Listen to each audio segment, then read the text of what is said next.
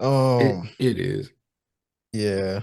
But before we get into all the moves that's been happening in the off season since last time we recorded, I forgot. I don't know who was it. Oh, I think the interview was with Jamil Hill, Mhm. with CP3, Chris Paul.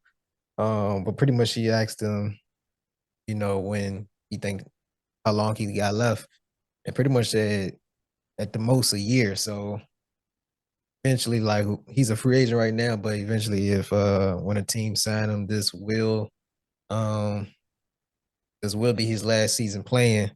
Um, so I just wanted to start the conversation off with one of my top five favorite players, um, Chris Paul. Just giving him his praise and his flowers for what he's done in the league, what he's done in professional basketball, all his accomplishments, and just his Mhm. influence on that point guard position, like point guard. I didn't really hear that. I didn't hear that until it was referring to Chris Paul. So, Same. shout out to the point guard himself. But yeah, Aaron, just what you think about the announcement, and just his career overall. Great career. Definitely a basketball Hall of Famer. I personally believe Chris Paul's a top five point guard all time. The only thing I will say though is I told you he won't gonna beat John Stockton record. That's it. That's all I got. Like, cause he would need 3,308 assists this season to beat it. And But I don't think he listen, gonna get that. you lucky. This is last season. You lucky because he played all 82. He So did. and if he just averaged what 9 assists, like he's getting close. Like He's because getting close, he but will be there. But you he would lucky. have to average 40 assists a game for all 82 to break the record. Nah, he's gonna for 3 years. I said because I gave him 3 more years. Well, Okay, if we gonna not break it including down to so what, two more three years. I years? I I gave him before he made this announcement. I had gave him this season and another season. So I was like, yeah, he'll get that. All right, so if he would have played 3 more years, he would still have to average 13 assists a game for those 3 seasons. He could do that. If he was still on the Spurs, I don't know. I think he could get nine. I do see nine. I don't see 13. and you just got Wimby with you, and you added Fox over there. Well, yeah, it's like theoretically the possibility with that team, hell yeah. But with all the other pieces for that team, 13 assists for 3 seasons, I don't know. I don't know. Just because they still got some new pieces that still need to adjust to the league. That's all. I I only think it's possible because I mean, it shows that at we don't like it because it's today's basketball. We don't like how Chris Paul Yeah. slowed the ball down. So, but that just goes to his longevity of how he plays the basketball, just his basketball IQ when it's time to change the tempo of the game.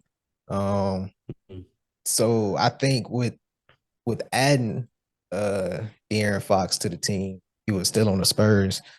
Um, Hmm. and you got Castle over there, and you just drafted Harper. You know what I'm saying? Like, Hmm. Which was a great pick and for them. yes, that's a fact. Um, at his age, the only thing you got to worry about is facilitating. I'm not saying it's gonna be easy, but if they Yeah. gave CP3 at least 20, 24 to 27 minutes a game, he can get 13. But he You probably think won't. his He legs can probably won't. handle He that? probably. That's what I'm saying. He probably won't play those minutes. That's what Mm-hmm. I'm saying. That's the only thing I'm saying. I know that his age then and the role that he played, he's not gonna play the big minutes.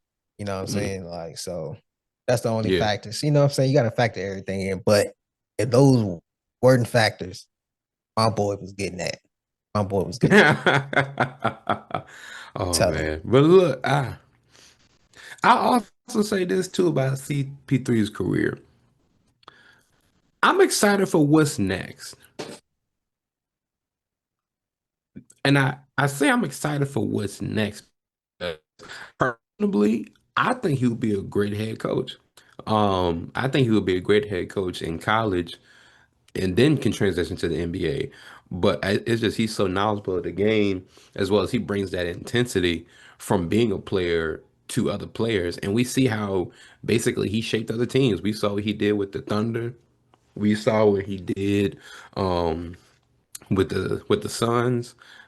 He elevates teams when he goes to them. Like we saw with Clippers too. You know, it's he is someone who really can impact the game off or on the court, and I strongly believe that he can do it off the court. So even though this is his last year, great career, like I said, top 5 point guard all time, definitely basketball Hall of Fame. I'm excited for what comes next because I hope he's still in the realm of basketball because I think basketball needs Chris Paul. Yeah, no, that's a fact. Basketball definitely need a basketball mind like Chris Paul. Like he's one of the smartest to ever play the game. Um, and we seen it on display ever since he got in the league. Um, I was thinking about just like that prime because they was talking about it on Club 520, but just how kids view Chris Paul now, but they didn't see that prime Chris Paul and don't really know like, especially when they be trying to like throw like current comparisons, like this Hmm. current point guard versus prime. Like, nah, bro, it ain't even close, man. It ain't even Yeah. close. But it had me thinking about just the point guard debate during that time.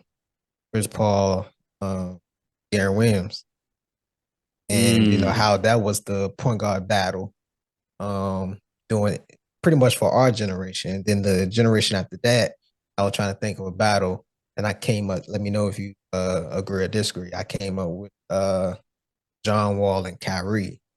That's the next Mm. generation's point guard battle. I can see that. I would have came to my mind first was Steph and Kyrie, but I see why you would say John Wall and Kyrie because they saw each other 4 times a year. Um, John Wall was top 5 point guard in the NBA during his prime. Like 2012 to 2015, John Wall was nasty. You could argue that he was the best point guard in the NBA, realistically. That's what Like I'm he had a saying. very fair argument. You know, it's and the crazy thing too is if he would have rehabilitated his one leg, I think it was his right leg. If he would have rehabilitated his right leg or right or left, I think it was the right. If he would have rehabilitated like he was supposed to properly do, oh, his prime would have lasted another 4 or 5 seasons. But it's crazy that he was still doing what he was doing basically on one great leg and one okay leg. Yeah, I that's what I'm saying because like that's why I kind of made the comparison because Darren Williams had what like 14, 15 seasons maybe in the league. I want to say 14. I know his last team was like Cavs was on the Hmm. Cavs team. I think that's one of the last teams taken. But I was comparing him with John Wall and pretty much Chris Paul with Kyrie just for longevity wise. That's fair. I think that's valid. I think that's very valid. Yeah. So I was thinking about that. For this current one, I don't know. I don't know. It ain't no point guards there. Of course, you got SGA now. I mean, you could throw Luca in there, I guess. Yeah. Yeah, you could throw Luca in But that's there. the thing now is we don't have a lot of General. guard position Yeah. battles anymore. But not even that. Well, would you consider SGA generational? I'm not at the moment. Yeah, Not at the I'm moment. not I'm not seeing I'm not seeing it either. No disrespect. I hope it don't nobody takes that Yeah. disrespect, but I don't really consider him generational. But when you just talking about Wall, Wall he was oh, and he was taking his team to the playoffs. Hmm. You know what I'm saying? Like all star. bids. You know what I'm saying? I think he got more than Kyrie, or they about the same if I'm not mistaken. But John Wall might have more All Star bids than Kyrie if I'm mistaken. Um, might be wrong on that. Might be wrong. I'm not too sure. Like I'm not too sure on that point, Look at it right but quick I because I I want to like give y'all the I answer. wouldn't have thought of the comparison.